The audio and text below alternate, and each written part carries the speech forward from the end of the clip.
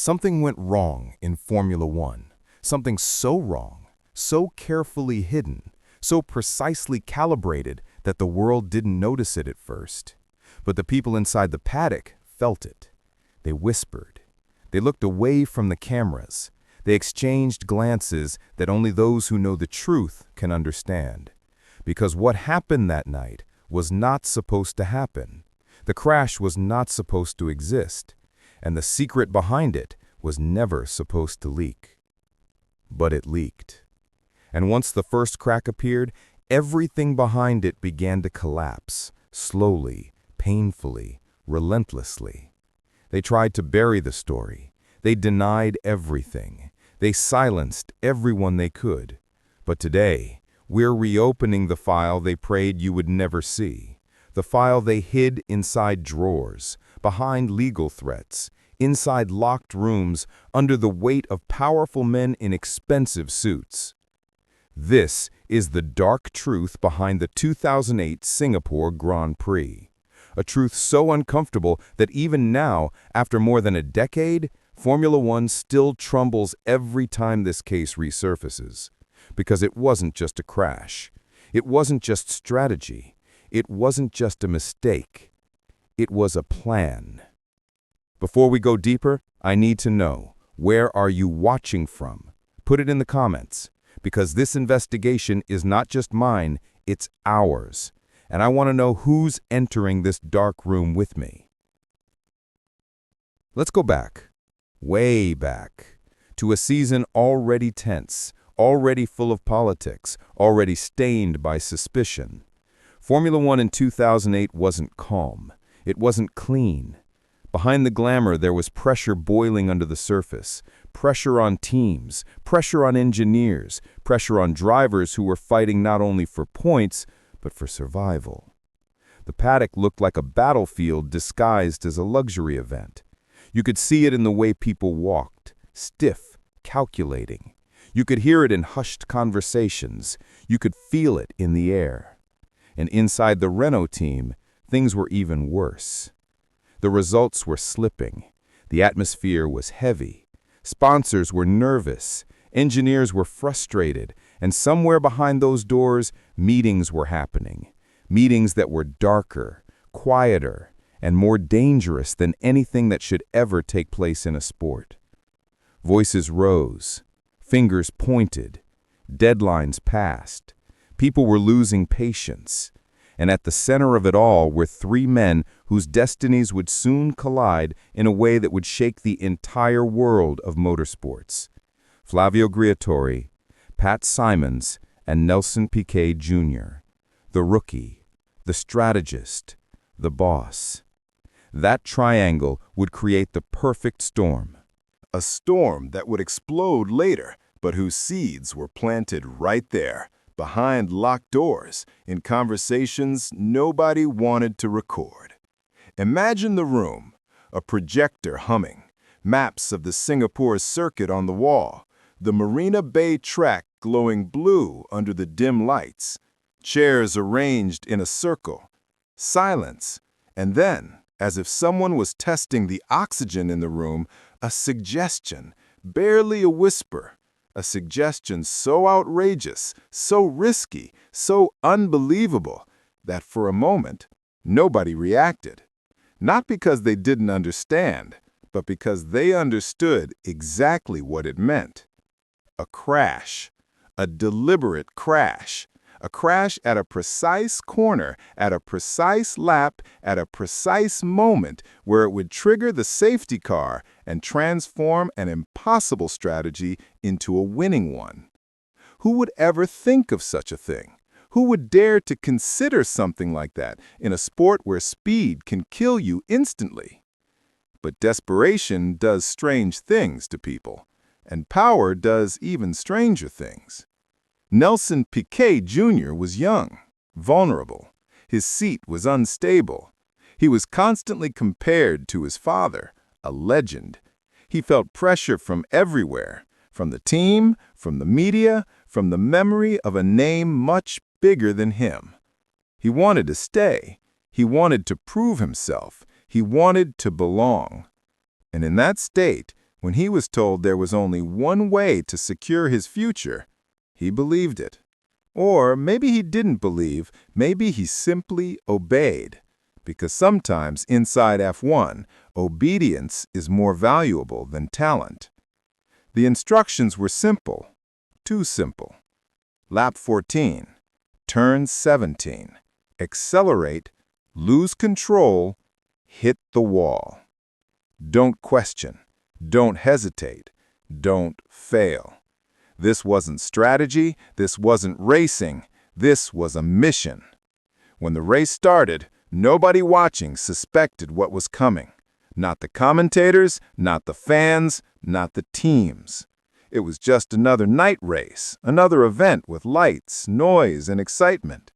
But inside the Renault garage, eyes were fixed not on Fernando Alonso, but on the rookie.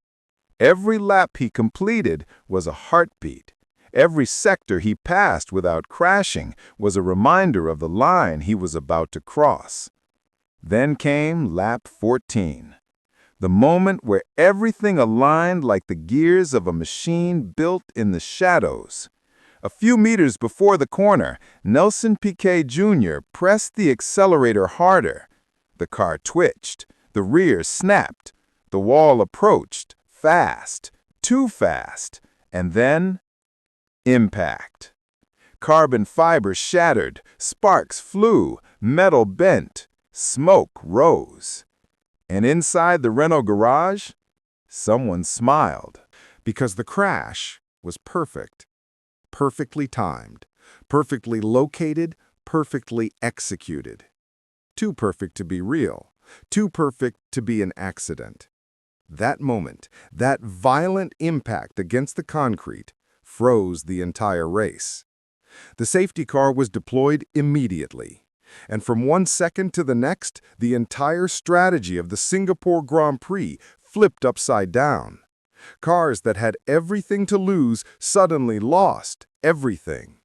And one driver, only one, stood to gain everything. Fernando Alonso. The only man on the grid whose early pit strategy depended entirely on a safety car appearing at that exact moment. Not one lap earlier, not one lap later, exactly there, exactly then, exactly in the only scenario that would carry him straight to a shocking, improbable victory. And once the dust settled, once the camera zoomed out and the race resumed, something in the atmosphere shifted. You could feel it, even through the TV screen. Commentators hesitated. Engineers glanced at each other. Drivers whispered on team radio with that tone only professionals notice, the tone of doubt disguised as curiosity. Because nobody wanted to say it out loud, but everybody felt it. This was too convenient. Even the onboard footage showed something strange. A crash without a desperate correction, without a fight, without a real attempt to avoid the wall. Something about it felt intentional, cold, mechanical, like the execution of a plan, not the result of a mistake. But in Formula One, suspicion means nothing without evidence. And evidence? Evidence was buried deep. For a year, the truth lived underground, hidden under stacks of documents, hidden between legal threats, hidden behind the thick walls of the FIA, hidden inside the minds of those who knew and stayed quiet because silence was safer than honesty. Until everything changed. Nelson Piquet Jr. was fired. One decision, one hallway conversation, one handshake that ended a contract. And suddenly, a young driver who had been pressured, cornered, humiliated, and discarded began to rethink everything he had accepted, everything he had obeyed, everything he had risked in that crash. He had been following orders. He had been a pawn. He had crashed for them, not for himself. And when they no longer needed him, they threw him away. And that lit the fuse. Piquet broke the silence.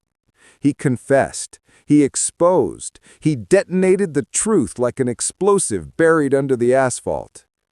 And then the dominoes fell. The FIA opened an official investigation, one of the most controversial, politically charged, high-tension investigations in F1 history.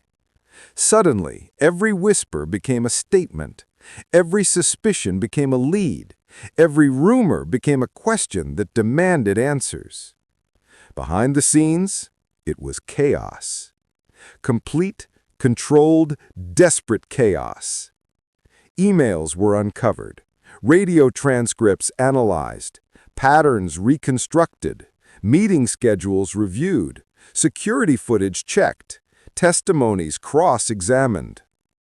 People inside the Renault team began to panic. Some denied everything. Some stayed silent. Some couldn't remember. And some, very few, admitted pieces of the truth. The FIA found enough evidence to declare what many already suspected. The crash was no accident. It was orchestrated, calculated, engineered, a conspiracy executed at 280 kilometers per hour. Flavio Briatore, the flamboyant team principal known for his power and his influence, was banned from Formula One for life. Pat Simmons, the mastermind behind race strategies, was also banned. Renault faced the threat of total expulsion from the sport, a punishment that would have destroyed the entire organization. Sponsors pulled out immediately. Brands didn't want their names attached to corruption. The team's reputation collapsed overnight. Careers ended instantly. And Formula One, the entire sport, entered a crisis of credibility that echoed far beyond 2008. Because Crashgate didn't just expose Renault. Crashgate exposed the machinery behind Formula One's politics. It showed how much power team principals had. It showed how desperate a team could become under pressure. It showed how easily results could be manipulated when money and reputation were on the line. It showed that the line between strategy and corruption is thinner than most fans want to believe. And here's the part that haunts Formula One to this day. Crashgate proved that a single decision in a back room can rewrite the outcome of an entire Grand Prix. Fans began asking dangerous questions. Questions that Formula One hated. Questions the FIA tried to avoid. If they did it once, could they do it again? How many races were decided by politics, not performance? How many accidents were really accidents? How many safety cars came at the perfect moment?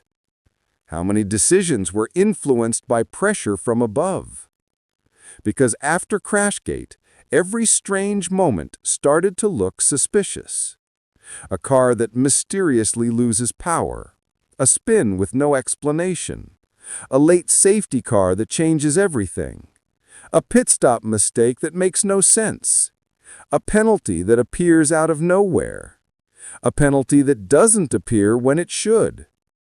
A collision between teammates that benefits someone else.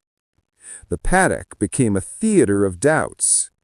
And even years later, inside Formula One's inner circles, Crashgate still feels like a wound that never fully healed. Insiders admitted quietly, it changed everything.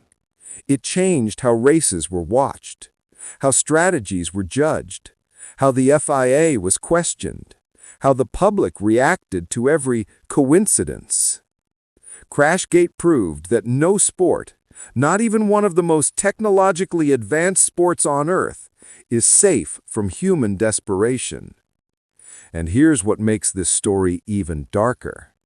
There are still documents we've never seen. There are still meetings that were never recorded. There are still conversations that never made it into reports. There are still people who know more, but won't speak.